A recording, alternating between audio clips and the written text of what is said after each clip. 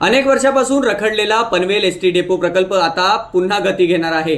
आज आमदार प्रशांत ठाकूर यांनी डेपोची प्रत्यक्ष पाहणी केली। या पाहणी दरम्यान एसटी महामंडळाचे महाव्यवस्थापक दिनेश महाजन, महापौर नितीन पाटील, महिला व बाल कल्याण सभापती ममता म्हात्रे, स्थायी समिती सभापती बबन मुकादम तसेच संबंधित कंत्राटदार आणि नगरसेवक उपस्थित होते। यावेळी आमदार प्रशांत ठाकूर यांनी महामंडळाच्या अधिकारी आणि संबंधित कंत्राटदारांसोबत सविस्तर चर्चा केली। तसेच डेपो परिसरातील मूलभूत सुविधांची पाहणी करत पुनर्विकासाचा आढावा घेतला।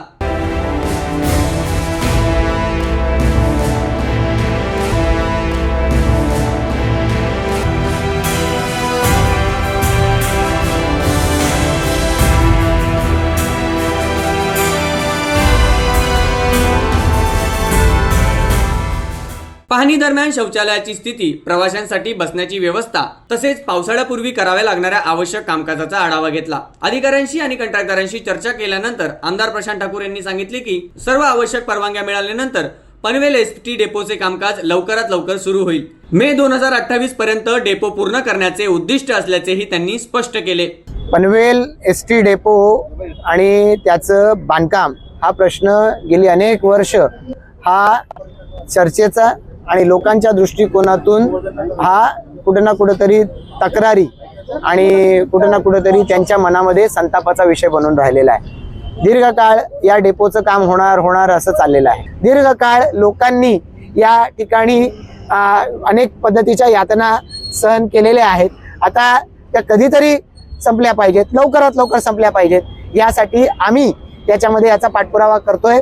तर यासाठी हा जो दीर्घ कालावधी लागलाय, आता याच्या पुढे किमान हे काम डिले होऊ नये एक, आणि दुसरं की पावसाळा आता जवळ आलाय, किमान पावसाळ्यामध्ये इथल्या प्रवाशांना कुठल्या ज्या रोज अडचणींना सामोरं जावं लागतंय, पावसाळ्यात त्यात वाढ होते, हे होऊ नये याच्यासाठी म्हणून आज या बैठकीसाठी एसटी डेपोचे आमचे महाव्यवस्थापक यांना आम्ही बोलवलेलं होतं।